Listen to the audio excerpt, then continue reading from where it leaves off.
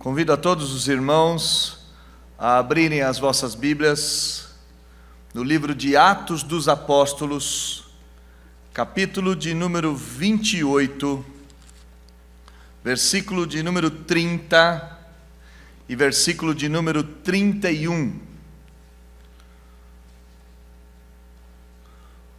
Os atos do Espírito Santo no mundo e na história, por intermédio dos crentes e dos apóstolos, capítulo de número 28, versículo de número 30 e versículo de número 31.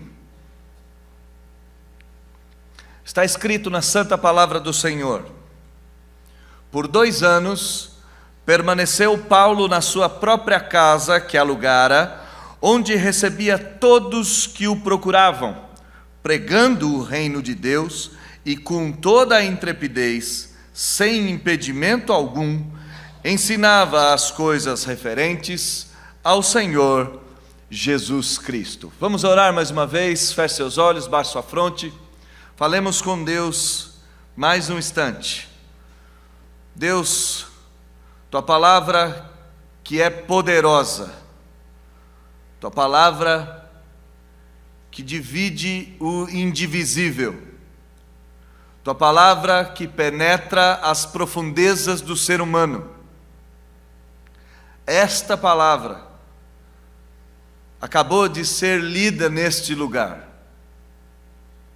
Eu suplico então a Deus, que a Tua palavra, que jamais voltou vazia, cumpra os desígnios que o Senhor mesmo determinou para que ela cumprisse nesta noite.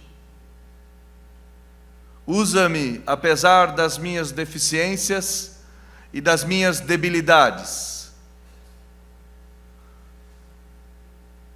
Usa-me por misericórdia do Seu povo.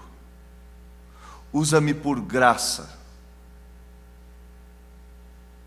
E fala conosco, ó Deus. Precisamos Te ouvir. Fala com todos nós. Nós oramos em nome de Jesus. Amém. O final de um texto tão belo, o final de uma história tão magnífica de Atos dos Apóstolos, poderia muito bem servir de um epitáfio, de uma imagem ou de dizeres escritos numa lápide tumular. Eu enxergo esses 2 últimos versículos de Atos dos Apóstolos como se fosse um epitáfio, como se fosse um elogio fúnebre, como se fosse uma inscrição em monumentos funerários, como se fosse um último dizer desta igreja ou desse deslocamento. E explicarei por que eu entendo dessa forma. Eu entendo desta maneira porque o livro de Atos dos Apóstolos termina de forma esplendorosa, termina de forma corajosa, termina de forma a impulsionar as próximas gerações, e talvez um epitáfio sirva exatamente para isso. Alguns exemplos famosos de epitáfio nos podem vir à mente. Um dos grandes epitáfios está no túmulo de Charles Spurgeon, um pregador batista do século XIX. No túmulo dele está escrito: aqui jaz o corpo de Charles Haddon Spurgeon, aguardando o aparecimento do seu Senhor e Salvador Jesus Cristo. Um outro epitáfio famoso, mais recente, é o do grande evangelista Billy Graham, falecido em 21 de fevereiro deste ano 2018, e lá no seu túmulo, no fim da sua história, está escrito: pregador do Evangelho do Senhor Jesus Cristo. Talvez o grande epitáfio da história cristã tenha sido escrita ou dita pelo próprio apóstolo Paulo. No livro de segunda carta do apóstolo Paulo ao jovem pastor Timóteo, no capítulo 4, no versículo 7º e 8º, está escrito: combati o bom combate, acabei a carreira, guardei a fé. Desde agora a coroa da justiça me está guardada, o qual o Senhor, justo juiz, me dará naquele dia. E não somente a mim, mas também a todos os que amarem a sua vinda. O epitáfio quer dizer como a pessoa viveu. O epitáfio aponta para como foi a vida desta pessoa antes da morte. E nesse sentido nós podemos pensar que o que faz um bom epitáfio é a maneira com que nós vivemos. O que faz um escrito numa lápide foi toda a história que nós construímos. O tema desta noite, o tema deste Sã Doutrina, o tema deste culto, é um culto que vai tratar da doutrina da missão da igreja, e esta doutrina será tratada como um epitáfio de vida, como um símbolo do que foi e do que é a vida da igreja. Um pensador contemporâneo certa vez disse: por mais que vivamos em uma sociedade de cultura cristã, a resposta de Jesus sobre a vida que vale a pena ser vivida é surpreendente, porque Jesus nos disse que a vida que vale a pena ser vivida, a vida que vale a pena ou que é digna de ser gravada em uma lápide, a vida que realmente vale a pena nós vivermos, é a vida que assumidamente é dedicada ou foi dedicada a outra pessoa. Nesse sentido, nós já podemos então começar a pensar e fazer alguns apontamentos para a nossa própria existência. Se eu e você desejamos no final da vida, no final da nossa história, no final da nossa caminhada, ter uma lápide escrita com quem nós fomos, é necessário então hoje, aqui e agora, passar a viver uma vida que vale a pena ser vivida. Passar a viver uma vida que vale a pena a ficar na história. Em outras palavras, passar a viver uma vida dedicada ao Senhor Deus, à sua missão e a outras pessoas. Olhe comigo nesse texto que nós lemos. O texto começa a dizer que por 2 anos permaneceu Paulo na sua própria casa que alugara. Nesses últimos versículos de Atos, o autor Lucas não faz nenhuma referência à morte do apóstolo Paulo, não faz nenhuma referência à soltura do apóstolo Paulo, não faz nenhuma referência aos acontecimentos após esse texto. Lucas simplesmente encerra, mostrando que Paulo, depois de ter chego a Roma, 3 dias depois de estar em Roma, convida os judeus para virem até a sua casa, e quando os judeus estão na sua casa, o apóstolo Paulo prega a eles sobre o reino de Deus. O texto então nos mostra que o apóstolo Paulo, depois de ter desembarcado em Roma, depois de ter chego a Roma, por 2 anos ele permanece em sua casa. O texto não faz uma referência se Paulo recebia judeus ou se Paulo recebia gentios, mas provavelmente por causa da própria profecia do apóstolo Paulo, dita no versículo de número 28, a casa dele nesses 2 anos foi uma casa onde gentios, onde peregrinos, onde escravos, onde judeus, onde todo tipo de pessoa passou a se encontrar com o apóstolo Paulo. Durante esses 2 anos, depois de ter desembarcado em Roma, o apóstolo Paulo recebeu todo tipo de gente na sua casa. Uma pergunta interessante nós deveríamos fazer é: qual é o sentido da minha existência? Qual é o sentido da minha vida? Qual é o sentido que minha vida tem tomado? Me assusta pensar no apóstolo Paulo, porque o apóstolo Paulo estava preso em Cesareia, e depois da sua prisão, ele toma uma embarcação. Essa embarcação vai naufragar na ilha de Malta. O apóstolo Paulo tem um lenitivo na ilha de Malta, tem um período de descanso, tem um período de paz, Mas esse período de paz logo acaba e o apóstolo Paulo é enviado a Roma. E a primeira coisa que o apóstolo Paulo faz em Roma é chamar os judeus para virem até a sua casa.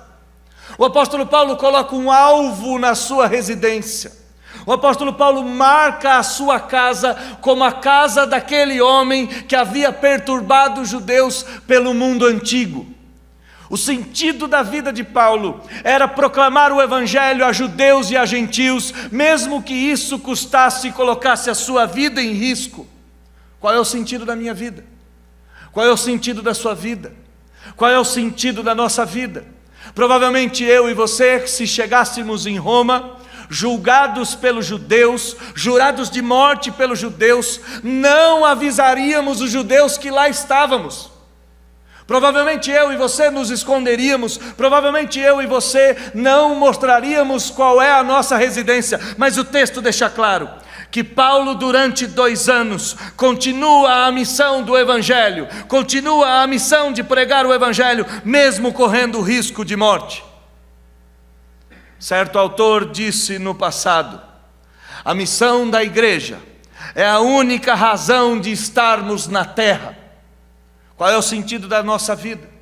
Qual é o sentido da nossa existência? Qual é o sentido de estarmos aqui hoje, de vivermos nessa geração, de vivermos nesse tempo que se chama agora, nesse país que se chama Brasil?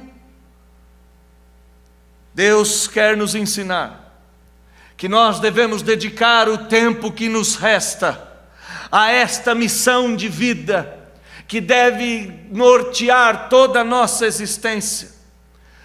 O trabalho de servir a Cristo, o trabalho de continuar a missão da igreja, deve ser o nosso sentido de vida. Lucas mostra que Paulo ficará por 2 anos pregando. Não significa que Paulo morrerá após 2 anos. Acredita-se, a história cristã diz isso, a própria análise das epístolas, que o apóstolo Paulo ainda continuou fazendo missão. Provavelmente ele foi solto depois de algum tempo, provavelmente ele visitou a Macedônia, a Nicópolis, a Troade, provavelmente o apóstolo Paulo conseguiu realizar o seu desígnio ou o seu intento, que era ir para a Espanha. Então o apóstolo Paulo não encerra a sua jornada aqui, mas ainda vive mais algum tempo. Se a minha vida deve ser vivida a fim dela fazer sentido, e o sentido da minha vida é estar em missão, eu devo estar em missão pelo tempo que ainda me resta. Eu devo estar em missão pelo tempo que ainda eu tenho. Nós às vezes nos preocupamos muito mais com aquilo que já passou, nós nos preocupamos muito mais com aquilo que eu não pude fazer, e esquecemos de olhar para o já, e esquecemos de olhar para o agora, e esquecemos de olhar para o nosso tempo. Por quanto tempo eu devo continuar em missão? Pelo tempo que me resta. Qual é o sentido da minha vida então? O sentido da minha vida deve servir a outro. Deve servir a outro por quanto tempo? Pelo tempo que me resta. O texto começa nos dizendo que por 2 anos permanece Paulo na sua própria casa que alugara. Nós então podemos perguntar: quais são os recursos necessários para viver uma vida que faz sentido, para viver uma vida em missão, para viver o tempo que me resta servindo ao Senhor Deus e em missão? O texto nos diz que Paulo fica em sua casa, e era uma casa alugada. O texto subentende que era uma casa que o apóstolo Paulo estava pagando. Uma tradução antiga diz que o apóstolo Paulo, com os próprios recursos, mantinha o seu aluguel. 2 perguntas nos surgem olhando para esse texto. Como Paulo pagava o seu aluguel se ele estava preso? E como ele utilizou este recurso mesmo estando preso? Temos 2 hipóteses possíveis para a primeira pergunta. Um autor diz que provavelmente Paulo voltou a fazer tendas, que provavelmente Paulo voltou a custear a missão com as suas próprias mãos, e isso não era novidade, porque ao chegar na cidade de Corinto, o apóstolo Paulo se une a Áquila e Priscila, e lá ele passa a fazer tendas, ou volta a fazer tendas. Isso já havia acontecido na história do apóstolo Paulo, mas eu não acredito que essa seja a melhor hipótese. Acredito que a melhor hipótese é que a igreja custeava esse aluguel do apóstolo Paulo. Não apenas a igreja de Roma, mas os amigos de Paulo e as demais igrejas que Paulo exercia um nível de influência. Acredito então que esse aluguel era pago com doações. Mas independente se o apóstolo Paulo pagava fazendo tenda, ou se o apóstolo Paulo pagava com doações, o que é nítido no texto é que o Senhor Deus está custeando a estadia de Paulo por esses 2 anos em Roma. Deus está custeando a sua missão. Deus está sustentando a sua missão. Deus está sustentando a estadia do apóstolo Paulo para pregar a judeus e gentios, fazendo com que o sentido da vida de Paulo seja uma vida em missão. Pelo tempo que ainda lhe restava, pelo tempo que ainda lhe sobrava, o Senhor o sustentava.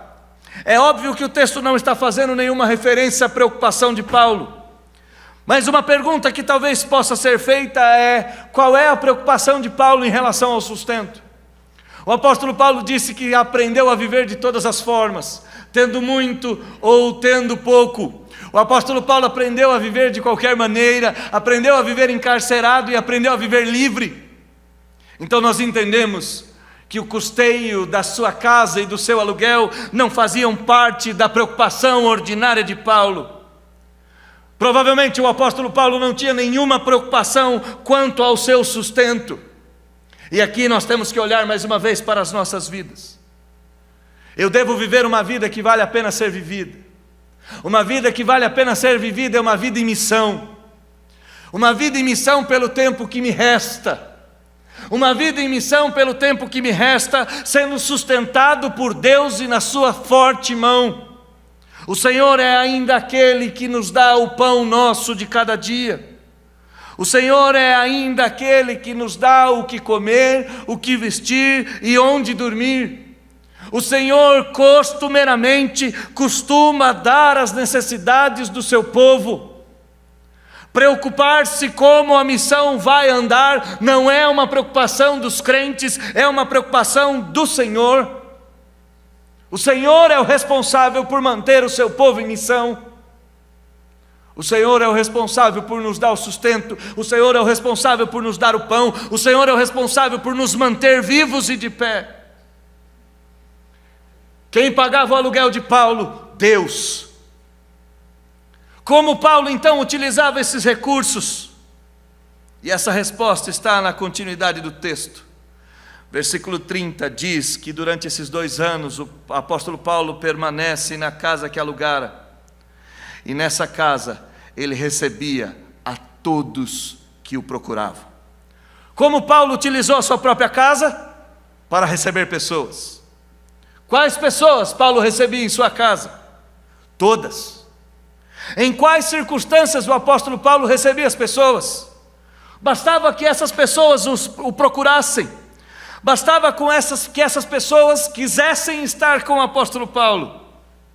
Mais uma vez temos que olhar para a nossa vida. Mais uma vez temos que olhar para nós. Se eu estou em missão no mundo, e estar em missão é a única vida que vale a pena ser vivida, e eu estou em missão pelo tempo que me resta, e Deus é que me sustenta, a pergunta é: para que servem então os recursos que eu tenho? Para que servem então os bens materiais que eu tenho? Para que servem essas coisas que Deus tem me dado?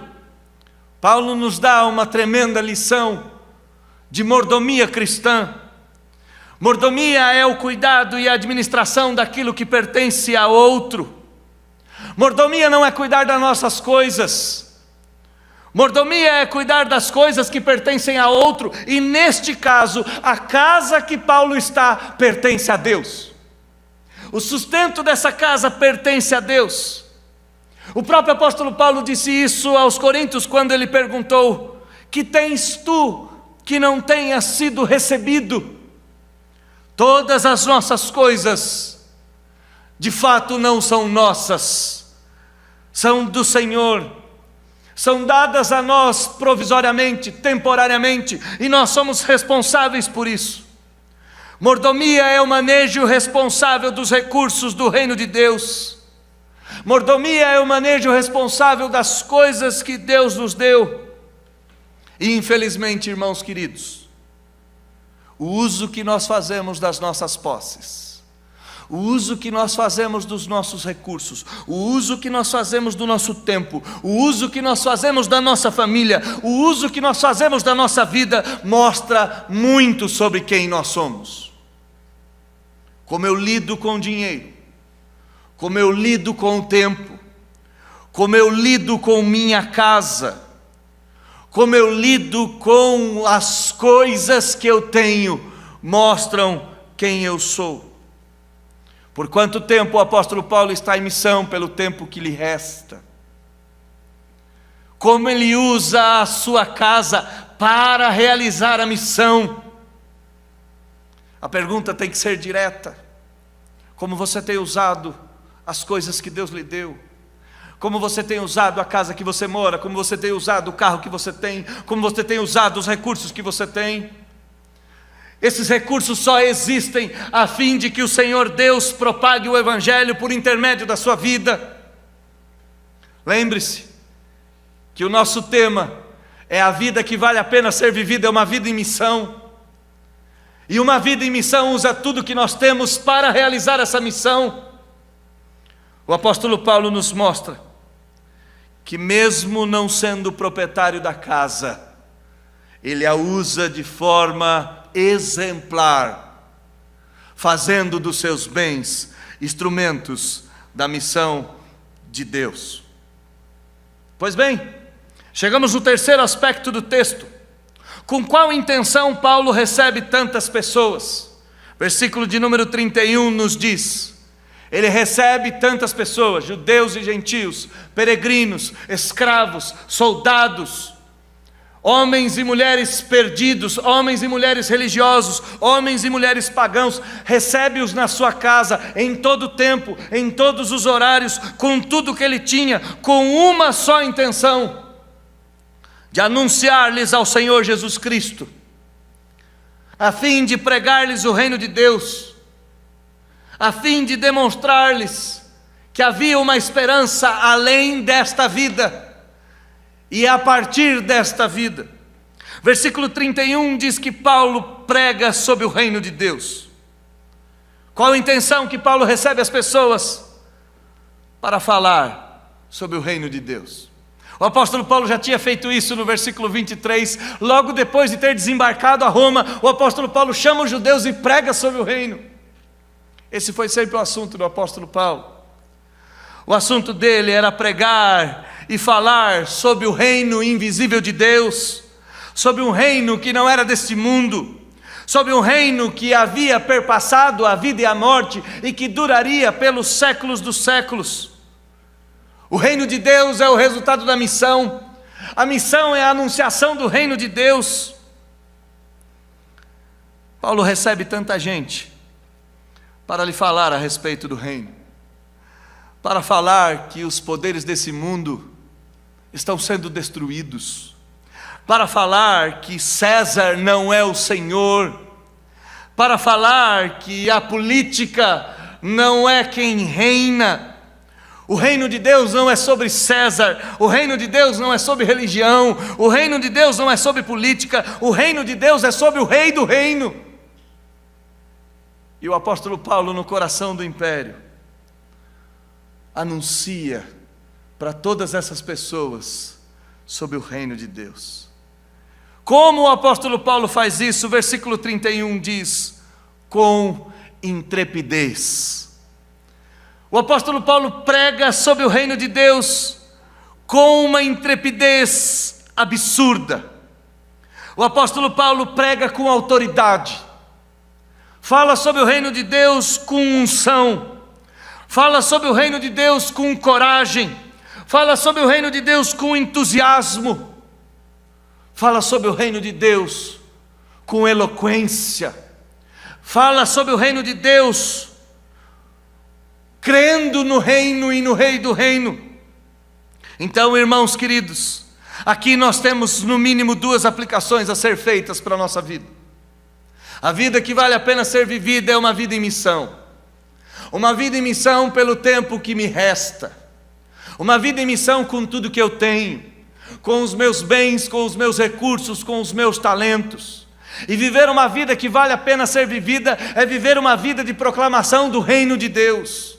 Viver uma vida de anunciação do reino do Senhor Deus. Quem dera se nós tivéssemos coragem de falar do reino de Deus com tanta força como nós falamos de política. Quem dera nós tivéssemos coragem de falar do reino de Deus com tanta paixão quanto nós falamos dos nossos times de futebol do coração. Quem dera nós pudéssemos falar do reino de Deus com tanto afeto e com tanto amor como nós falamos da nossa família, como nós falamos dos nossos feitos, das nossas conquistas, do nosso currículo. O apóstolo Paulo deixa claro que a história a ser propagada não eram as suas viagens intrépidas. A história a ser proclamada não era o naufrágio ou as chibatadas que ele havia sofrido. A história a ser proclamada era a história do Rei do Reino. Era a história de que Deus estava vencendo os poderes das trevas e estava nocauteando os poderes desse mundo, colocando o reino dele de forma visível, atingindo os quatro cantos da terra, salvando homens e mulheres de todas as tribos, línguas, povos e raças. Quem dera Deus nos desse a mesma paixão e mesmo entusiasmo que o apóstolo Paulo tinha. Se não bastasse falar do reino, o apóstolo Paulo falava do reino de forma intrépida. Eu não sei, irmãos, mas talvez nos falte uma grande dose de coragem. Uma grande dose de coragem para falar do reino de Deus, para gregos e troianos, para o porteiro do prédio, para o síndico do prédio, para o motorista e para aquele que possui o motorista, para pobres e para ricos, para criminosos e para soldados. Talvez nos falte coragem, e talvez o exemplo do apóstolo Paulo deva nos saltar aos olhos. O apóstolo Paulo estava preso. O apóstolo Paulo tinha um soldado do seu lado, preso por causa da sua mensagem, e mesmo assim ele não cessou de falar com entusiasmo sobre o reino de Deus. Quem dera nós tivéssemos uma coragem para falar do reino de Deus com intrepidez para poderosos deste mundo e para os humildes deste mundo. Mas há um terceiro aspecto no versículo de número 31. O texto diz que o apóstolo Paulo falava sem impedimento algum. Seu discurso era franco, sua voz era clara, seu tom era confiante. Não havia omissões de verdades, não existiam expressões obscuras, não existia medo das consequências. Sem impedimento significa que, apesar da contínua vigilância militar, apesar do medo e do perigo constante que os judeus poderiam infringir na vida do apóstolo Paulo, apesar de sua mão estar presa e suas pernas acorrentadas, a boca do apóstolo Paulo estava livre, seus lábios podiam proclamar. E vale dizer, irmãos queridos, que a arma mais eficaz dos crentes ainda continua sendo a sua proclamação. A arma mais eficaz que os crentes possuem ainda é a anunciação, ainda é a voz, ainda são as palavras. Apesar de acorrentado, o apóstolo Paulo sabia que a palavra de Deus não estava. Apesar de ser um apóstolo em cadeias, o apóstolo Paulo sabia que a palavra voaria nas asas do Espírito e ela atingiria os seus feitos. Paulo, sem nenhum tipo de impedimento, sem o impedimento da prisão, sem o impedimento dos donativos e da doação, sem o impedimento dos judeus, sem impedimento algum.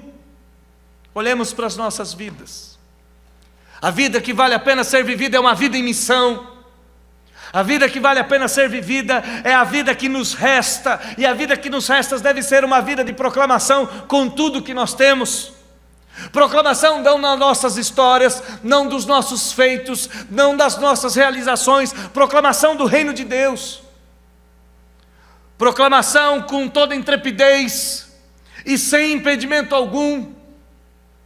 Às vezes nós paramos e pensamos, e até mesmo acabamos dizendo: se eu conhecesse tais coisas, se eu fosse mais jovem, se eu já estivesse aposentado, se eu tivesse feito um curso teológico, se eu tivesse ouvido essas verdades 20 anos antes, se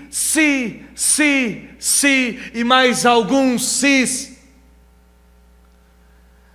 Não existe impedimento para aquele que entende que a única vida que vale a pena ser vivida é uma vida em missão. Não existem impedimentos para aquele que se conscientiza que nós somos fruto da missão e nós somos a continuidade da missão. Preso de doações, fora da sua terra e sem impedimento algum. Não são doenças, não são perseguições, não são reveses, não são essas coisas capazes de nos impedir. Aliás, irmãos queridos, alguns dos nossos sofrimentos servem exatamente de combustível para a missão da igreja. Tertuliano já disse há alguns séculos atrás que o sangue dos mártires era a semente ou era o adubo da igreja. Os sofrimentos ainda fazem parte do pacote, o sofrimento ainda faz parte do show, o sofrimento ainda faz parte da missão cristã. O próprio apóstolo Paulo diz que uma parte do sofrimento da igreja do Senhor Jesus, ele destinou para que a igreja padecesse. Não são os nossos sofrimentos capazes de nos impedir. Talvez seja a nossa convicção a única coisa que nos impeça de realizar a missão. Por fim, o que o apóstolo Paulo ainda faz ao receber tanta gente nesses 2 anos, a doar o pouco que tinha, a repartir a sua escassez. O que faz o apóstolo Paulo receber gregos e gentios de forma intrépida, sem impedimento algum, é que o apóstolo Paulo entendia que ele fazia parte da grande comissão, e a grande comissão do Senhor Jesus é: façam discípulos de todas as nações, batizando-os em nome do Pai e do Filho e do Espírito Santo, ensinando-os a guardar as coisas que vos tenho ordenado. O apóstolo Paulo tinha claro entendimento que ele deveria anunciar o reino de Deus ensinando sobre a vida do Senhor Jesus. E cada pessoa que entrou naquela casa, cada pessoa que adentrou nas portas da sua residência prisão, cada pessoa que cruzou a vida do apóstolo Paulo, saiu da sua presença ouvindo alguma coisa da história de Cristo. Talvez o seu nascimento, predito no Antigo Testamento, anunciado por anjos, recebido por magos. Talvez o apóstolo Paulo tenha dito da sua infância, a infância de Jesus prodigiosa, ao ponto de Jesus ensinar aos doutores da lei. Talvez o apóstolo Paulo tenha ensinado do primeiro milagre. Talvez o apóstolo Paulo tenha ensinado do chamamento dos discípulos. Talvez o apóstolo Paulo tenha ensinado do ministério de Jesus na Galileia ou do ministério de Jesus na Judeia. Talvez o apóstolo Paulo tenha ensinado sobre a paixão de Cristo e a sua entrega na cruz do Calvário. Talvez o apóstolo Paulo tenha ensinado uma pequena porção do dia da ressurreição. Talvez o apóstolo Paulo tenha ensinado uma pequena porção daqueles 40 dias. O texto não nos diz quais coisas ele ensinava, mas o texto diz claramente que o ensino era referente à vida do Senhor Jesus. O apóstolo Paulo pregava o reino com intrepidez, sem impedimento algum, ensinando a vida, a morte, a ressurreição, a assunção aos céus do Senhor Jesus, e certamente fazia parte do seu ensino a volta do Senhor Jesus. O que o apóstolo Paulo fez foi criar uma escola de discipulado em Roma. No coração da cidade eterna, o apóstolo Paulo abriu uma agência missionária. Tenha certeza que a conversa do apóstolo Paulo com os soldados não era a respeito da política, não era a respeito do time de futebol, não era a respeito do tempo. Certamente o apóstolo Paulo não perguntava para aqueles soldados se haveria de chover nessa tarde em Roma ou não. Ao invés disso, a cada soldado que entrou naquela casa, o apóstolo Paulo disse: o reino de Deus é maior do que o reino de César. Ele disse que o Senhor Jesus veio, nasceu, morreu, ressuscitou, subiu aos céus e está pronto para voltar. Cada soldado daquele foi transformado em discípulo. Cada pessoa foi transformado num missionário. Vale dizer que escravos saíram de lá para pregar o evangelho. Vale dizer que de lá Colossenses, Filemão, Efésios e Filipenses foram escritas. Vale dizer que de lá testemunhas e mais testemunhas continuaram pregando o evangelho, indo aos confins do mundo, pregando o evangelho a toda criatura, ensinando-os a guardar todas as coisas que Jesus o ensinou. Qual é a conclusão que a gente chega? Qual é a vida que vale a pena ser vivida?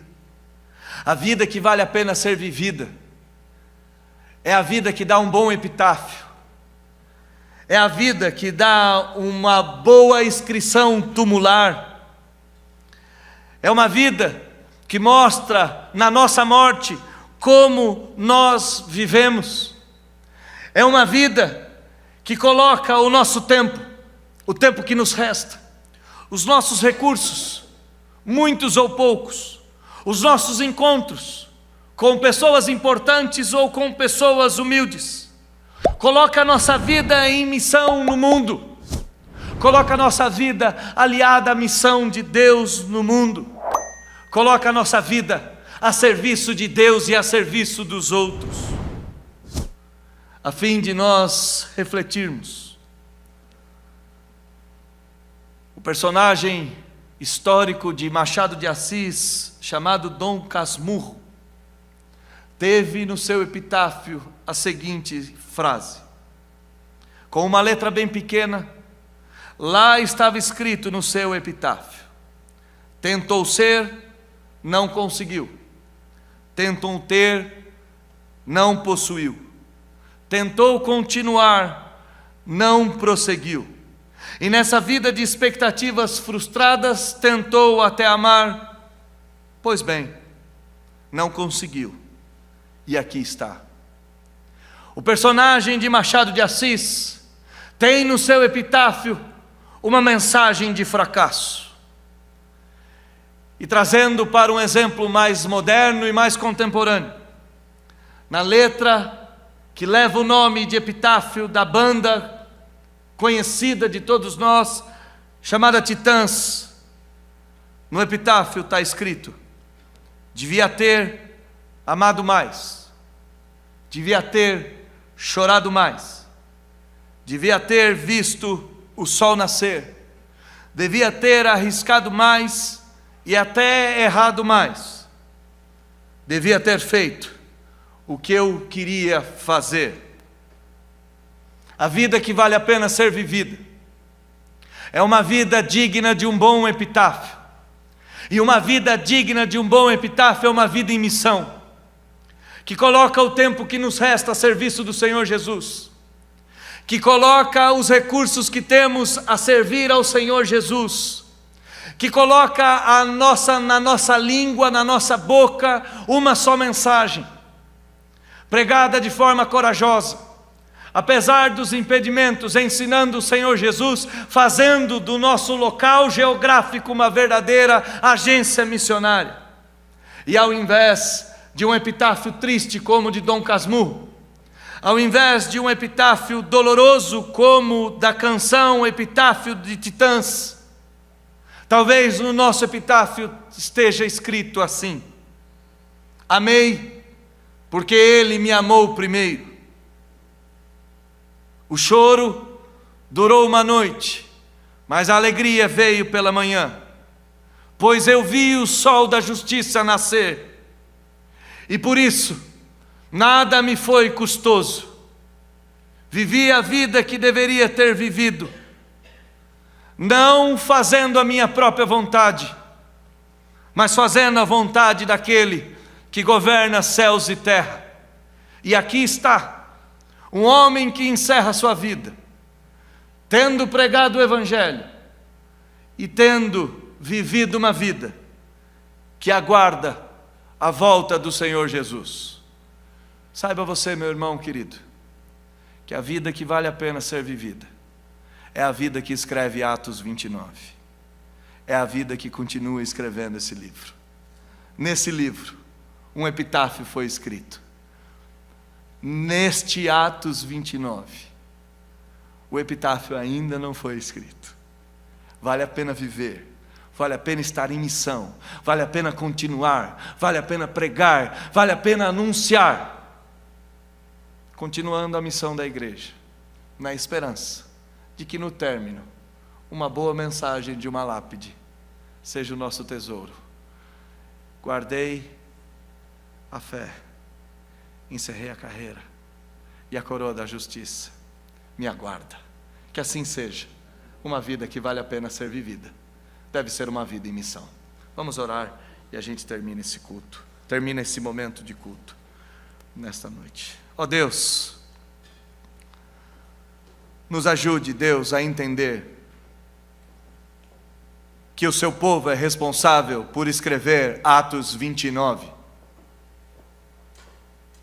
E que escrever Atos 29 envolve viver uma vida em missão.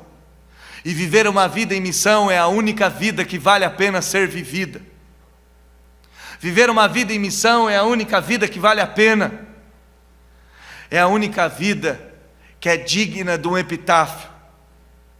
É uma vida que gasta o tempo que nos resta, que gasta os recursos que temos, que faz dos encontros que possuímos úteis para a pregação do reino de Deus, para a anunciação da obra de Cristo, para fazer discípulos de todos os povos, de todas as tribos, de todas as línguas e de todas as nações. Deus, nos faça viver uma vida que vale a pena ser vivida. Nos faça viver uma vida em missão. Nos faça viver uma vida de entrega. Nos faça viver uma vida a serviço de outros, mas principalmente a serviço do reino.